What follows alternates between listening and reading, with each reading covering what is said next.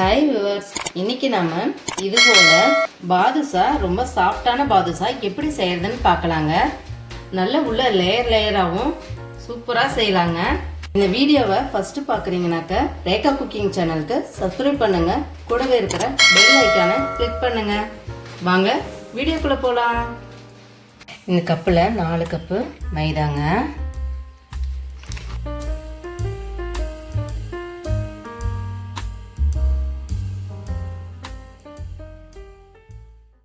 Baking powder 2 ஸ்பூனுங்க, சமையல் soda 1/2 spoon, சர்க்கரை 2 ஸ்பூனுங்க.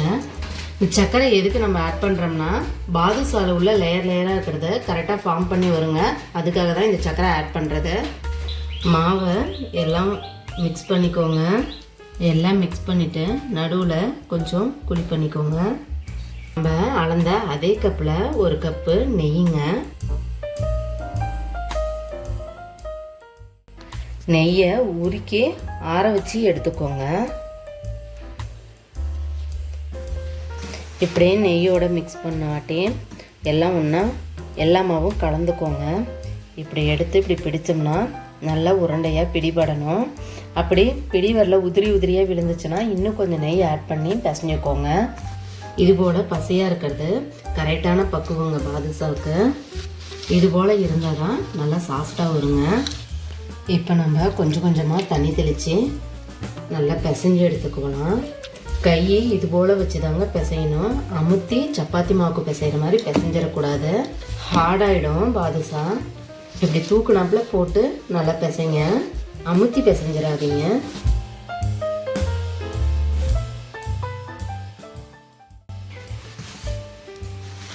நம்ம கரெக்டான பக்குவத்தில் பிசையணுங்க. நம்ம பிசைக்குள்ளேயே லேயராக வருங்க. இது நம்ம பிசைறது கரெக்டான பக்குவம். தண்ணியும் கரெக்டான தண்ணிங்க. இது கரெக்டான அளவு. இதை நம்ம இப்படியே பண்ணிட்டு இருந்தோம்னா கரெக்டாக ரவுண்டாக வந்துடுங்க மாவு. இதுக்கு மேலே தண்ணி நம்ம ஆட் பண்ண தேவையில்ல. எனக்கு 1 கப்பு தண்ணி பிடிச்சிச்சிங்க. நம்ம அளந்த அதே கப்பில் 1 கப் அளவுக்கு தண்ணி பிடிச்சிச்சிங்க. மாவு கரெக்டாக பிசைஞ்சிச்சுங்க. பாருங்கள், இந்த அளவுக்கு நம்ம தொட்டாலும் கையில் ஒட்டக்கூடாது, பாத்திரத்துலேயும் கொஞ்சம் கூட ஒட்டக்கூடாது. இது கரெக்டான பக்குவம். ரொம்ப கெட்டியாக பிசைஞ்சிட்டாலும் மேலே காஞ்சாப்பில் ஆயிடுங்க. இது இவ்வளோ இந்த அளவுக்கு சாஃப்டான அளவு பிசைஞ்சிங்கன்னா போதும். இல்லைன்னா ரொம்ப சாஃப்டாக பிசைஞ்சிங்கன்னா எண்ணெய் இழுத்துருங்க. இது ஒரு 1/2 மணி நேரம் ஊறட்டுங்க. நம்ம அப்படியே அமுக்கி வச்சுட்டு மூடி வச்சிடலாம். பாதுஷாக்கு 4 கப்பு மைதா எடுத்திருக்கோம். அதே கப்பில் 4 கப்பு சர்க்கரை,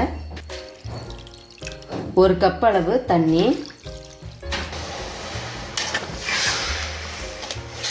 சர்க்கரை எல்லாம் நல்லா கரைஞ்சிருச்சுங்க. கொதி வரட்டும். நல்ல கொதி வந்துருச்சுங்க. இப்போ நம்ம லேசாக இது மேலே இருக்க நுரைய இப்படி எடுக்கலாம். அழுக்கு எதுவும் இல்லைங்க, இருந்தாலும் லேசாக தெரியுது. நம்ம லேசாக எடுத்தோம்னா இது மாதிரி பாகு நல்லா தெளிவாக இருக்குங்க. அதுக்காக தான் இது எடுக்கிறது, அழுக்கு இல்லைனாலும். பாருங்க, தெளிவாக வந்துருச்சு பார்த்தீங்களா?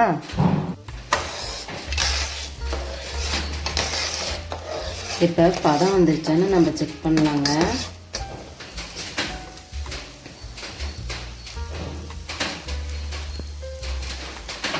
இது கரெக்டான பதங்க. ரொம்ப கம்பி பதம் இது மாதிரி தூக்குனா வரணுங்கிற அவசியம். இப்படி வரதுக்கு முன்னாடியே கீழேயே உடையுது இல்லைங்களா? இப்படி இருந்தோம்னா நம்ம பாதுஷா சூடாக போடக்குள்ள கரெக்டான பக்குவத்துக்கு வந்துடும்.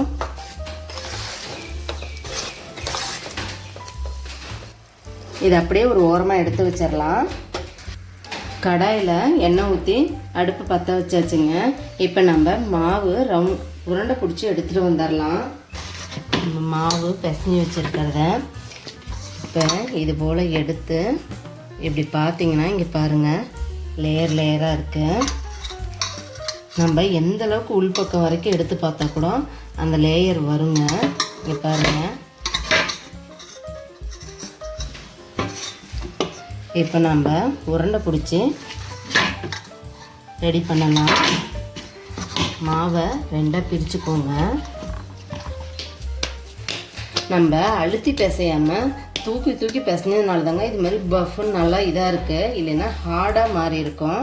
இப்போ கொஞ்சம் கொஞ்சமாக நம்ம சைஸுக்கு தகுந்த மாதிரி உருண்டை பிடிச்சிக்கலாங்க. நம்ம எந்த அளவுக்கு பாதுஷா சைஸ் வேணுமோ அந்த அளவுக்கு உருண்டை எடுத்துக்கலாங்க.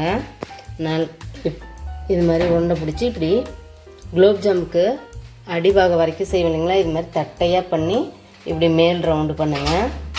அப்போ ஒரே ஈவனாக ரவுண்டாக வந்துடும். பாருங்கள், இது மாதிரி வந்துடும்.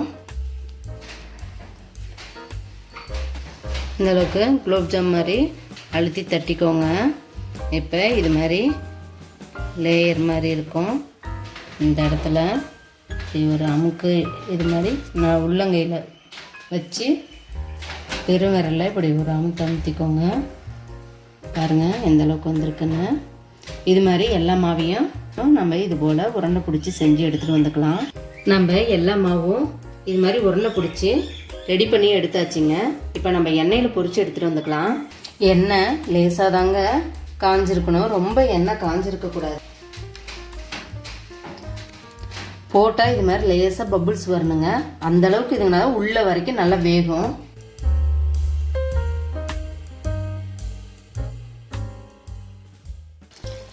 இதை அப்படியே திருப்பி விட்டுக்கலாங்க. இப்போ பாதுஷா வேகிறதுக்குள்ள நம்ம எல்லா கலரும் இருக்க மாதிரி தேங்காய் துருவல் இது வாங்கியிருக்கோங்க.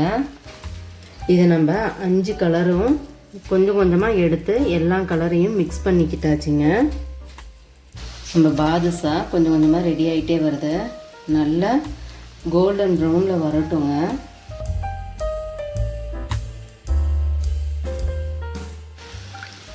நம்ம பாதுஷா ரெடி ஆயிடுச்சுங்க.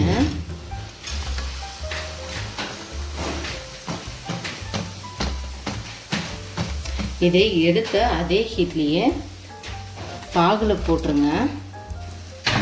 பாகில் நல்லா உள்ளே போகிற அளவு நல்லா அமுக்கி விட்டுக்கோங்க. ஒரு 2 நிமிஷம் அப்படியே இருக்கட்டும்.